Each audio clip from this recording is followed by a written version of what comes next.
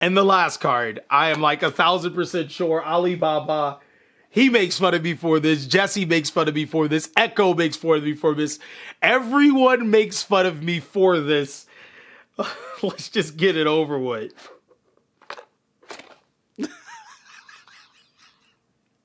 Oh no, what are you doing, baby?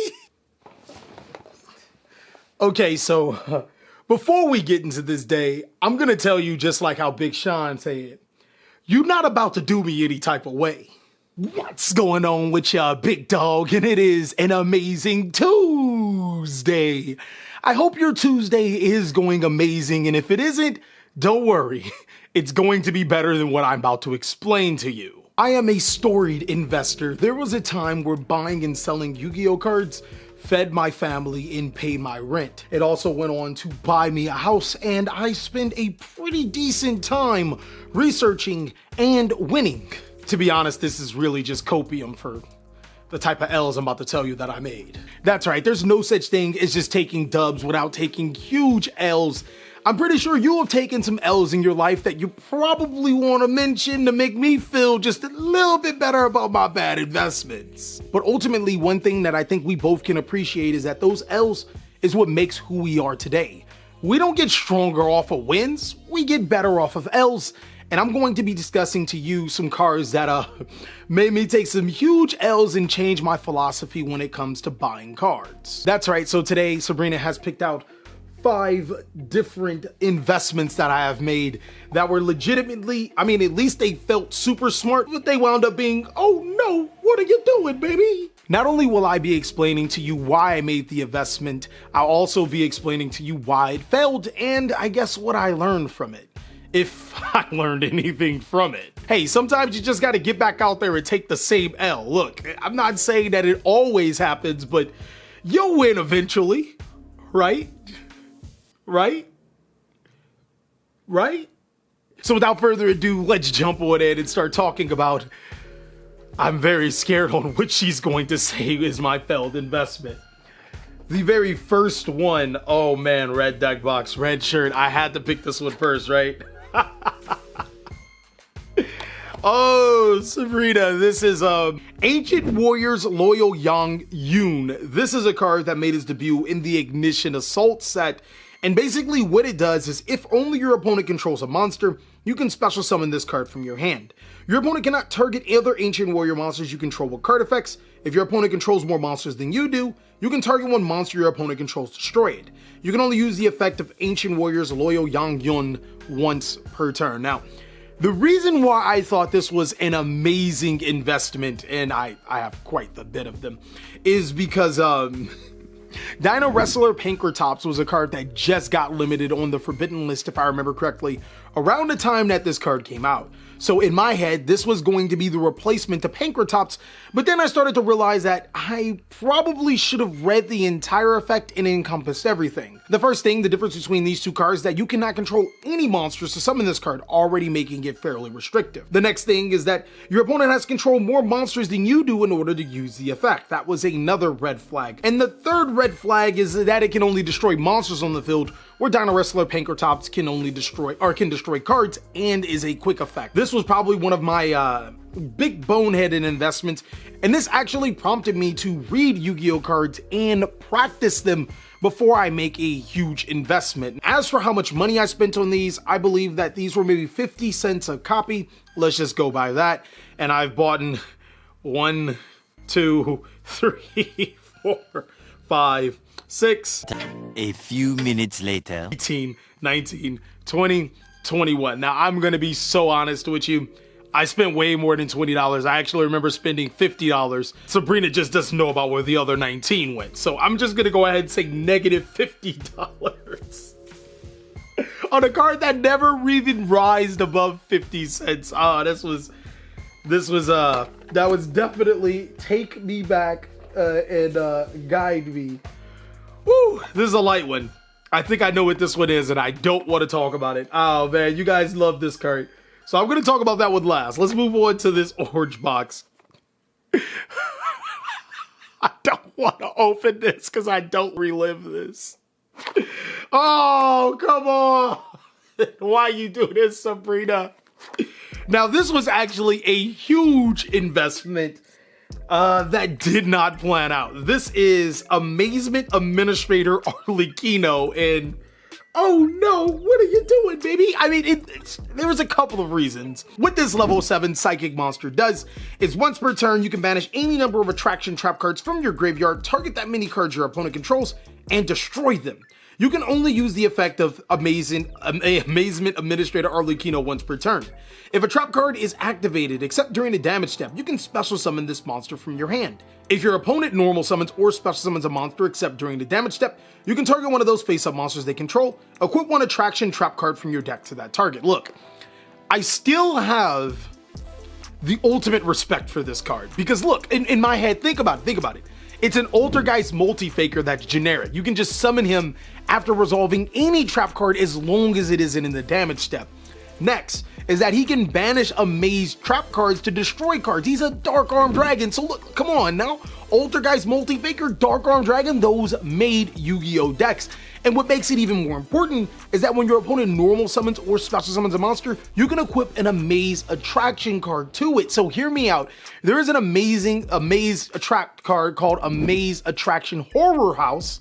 I'm gonna avoid demonetization here, that allows you to flip the monster face down. We know Book of Moon is one of the strongest cards in Yu-Gi-Oh! And not only was this card a Dark Arm Dragon, an Altergeist Multi-Faker, it was a Book of Moon. On top of that, I actually tested this card out, and it was dope for so many strategies. Subterror, Altergeist. This is still Hopium, isn't it? This card wound up not being anything. I still have mad hopes for this card, but again, Hopium and Copium at the same time. And I bought a goofy amount of these cards. These were $15 each when I bought them too. And I bought 15, 30, 45, 60. 2 hours later. 195, $210. I spent $210 on Amazement Administrator Arlecchino's card.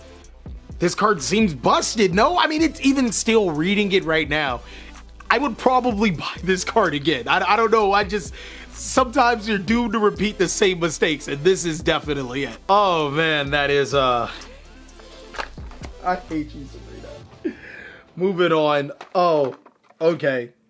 Okay, what is this? This is a lot of Yu-Gi-Oh cards. Oh man. Oh, Sabrina. Creeping Darkness from the Order of Chaos set.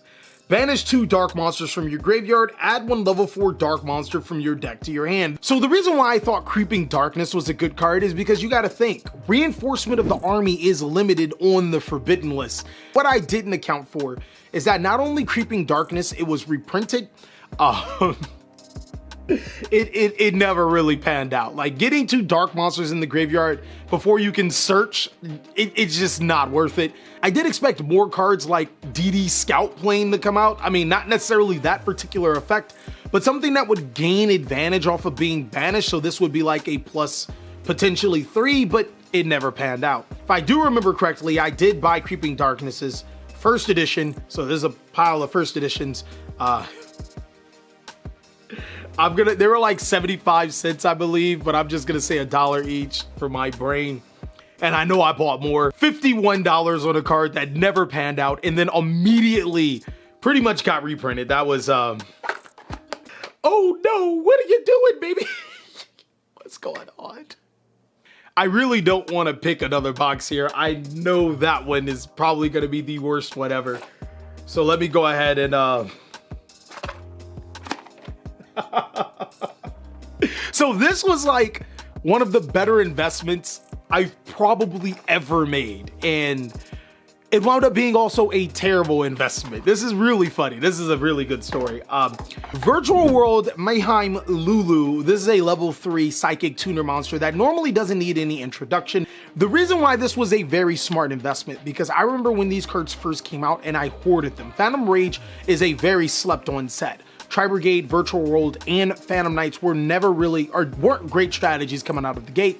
Players were still stuck on the older strategies, and that gave a lot of opportunities, such as Charade, Fractal, Phantom Knights, Torn Scales, to actually rise in price and for players to take advantage of, and I was one of them. If I remember correctly, I bought Lulus for about 3 each, and then they shot up, like they soared. They were like $10 and then they kind of kept climbing up until they hit that $20 price tag. So why exactly is this in here? Because I held them for too long. There were times where I was selling them for 10s and then I saw them go up a little bit and then, you know, I was like, you know what I mean? I could have sold them for 15s easy when they were $20 and made a $12 markup on every single one of these. So I think we should probably count, like, I think we should count by the 15s, and I hate counting by 15s if you haven't caught on. 45, 90. A lot of boring math later. 210 plus 45 is 255. Oh man, how did I pass math? $270 that I missed out on. And I think that's actually a better accurate representation of, 15 isn't dividable into 270. Whatever. I think that's a very accurate representation on what exactly did I miss out. Because yes, I spent $5, but the potential was literally right there and I could have made that much more money back. And the last card, I am like 1000% sure Alibaba, he makes fun of me for this. Jesse makes fun of me for this. Echo makes fun of me for this. Everyone makes fun of me for this. Let's just get it over with.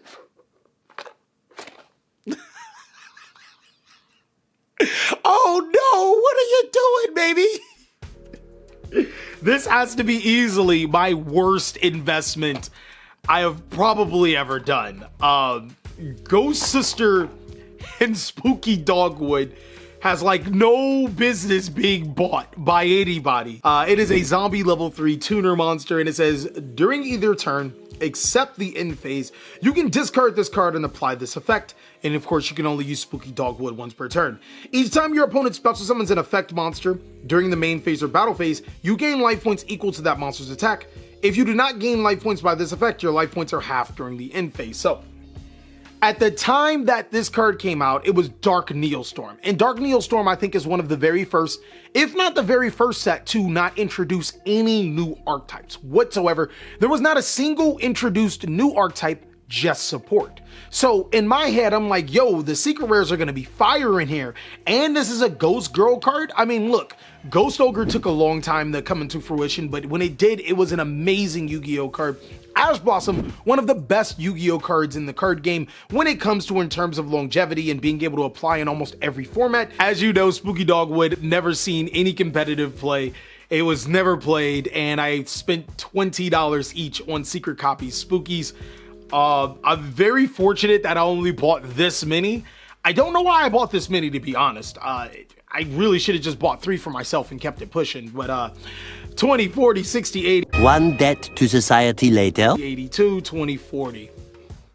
240. And now you know why I can count money so fast, because I can count how much money I lost and how much money can I spend. I gotta say, through all of my best investments, all of the money that I made, I lost a considerable amount of money on investments that just didn't pan out. But fortunately enough, it doesn't necessarily stop me from making those investments. Again, we fall down, we get up. Just like how you don't let what happened in the beginning of the day ruin the rest of your day, don't let some bad investments ruin what could be made in future investments. Thank you guys so much for watching. If you want to support your boy, thecalieffect.com is live. Go ahead and pick up these shirts from it. This is the Abyss shirt. The Sunset shirt is also amazing. Also, be sure to check out these videos as I'll catch you on the next one.